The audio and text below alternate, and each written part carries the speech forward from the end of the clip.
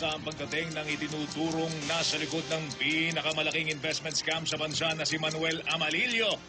Naon siya iba pang nabiktima ng bilyong-bilyong pisong scam. Umahabol pa ng reklamo. Bilang ng mga Pinoy na nasawi sa hostage crisis sa Algeria, umakyat na sa 8. Chief of Staff ni Senate President Juan Ponce Enrile na si Attorney Gigi Reyes nagsorry sa pagtawag na ipokrito kay Senador Alan Peter Cayetano.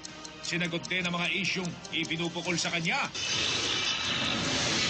Sir, po sir, you also violated some of our Tumatahan Rape Natural Report Act of 2009, sir. Video nang rumisponde ang mga park ranger ng sumadsad ang USS Guardian. Tinig ang paninita sa US Navy. Malapit ang buwa sa barkong sumadsad. Makikita na, langis nito. Patuloy na sinisip-sip para iwas oil spill. 5 barangay sa Bunawan, Agusan del Sur. Halos mabura sa mapa dahil sa ulan at baha. Sa Australia, ang makapigil hiningang pag-rescue sa pinatilyong inanod ng rumaragasang baha. At mga bading! Kung todo costume at mataas na takong sa isang karera sa Bataan.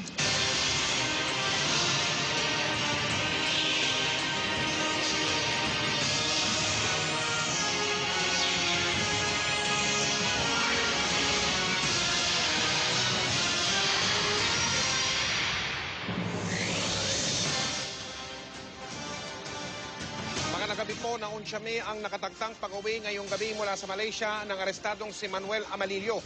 Siya yung tinuturong may-ari ng Aman Futures Group na tumangay umano ng bilyong-bilyong piso mula sa mga mamumuhunan o investors. Mula sa Ninoy Aquino International Airport nakatutok live si Maris Umali. Maris, ano nangyari? Mike, bago mag-8 nga sana ngayong gabi inaasahang lalapag. Susunod!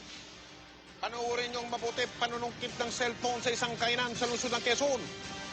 Ayan o, dinukwat na huli ka, isang binatilyong tinangay ng rumaragasang baha sa Australia na iligtas.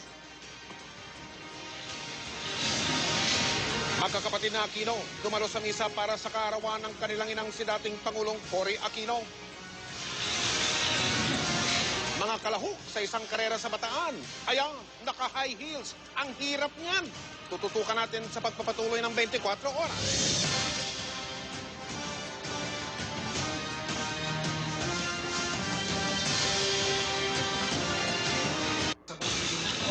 Susunod, 3 suspect sa pang-hold up sa isang high school student sa Maynila arestado sa tulong ng publiko. Puwarang kapuso sa Compostela Valley kahit nasa lantarin ng Bagyong Pablo, tumutulong sa iba pang biktima. At sa Bataan, ang karera ng mga bading, kung todo costume at high heels pa. Tutukan lahat ng yan dito sa 24 oras. Susunod sa bansang Australia, pagliligtas sa isang binatilyong tinangay ng rumaragasang baha, pahirapan. Ang lalaki na yan na may kapansanan na kabilang sa mga nasalanta na Bagyong Pablo, hindi nagpadaig sa problema at ngayon tumutulong pa sa ibang mga biktima. Walang patid ang pagtutok natin sa lahat ng mga balita dito sa 24 oras. Susunod, binatilyong tinangay ng rumaragasang baha sa bansang Australia, pahirapang sagipin. At mga nakatakog na mga bading na yan, nagkarerahan sa lalawigan ng Bataan. Tututukan natin sa pagpapatuloy ng 24 oras.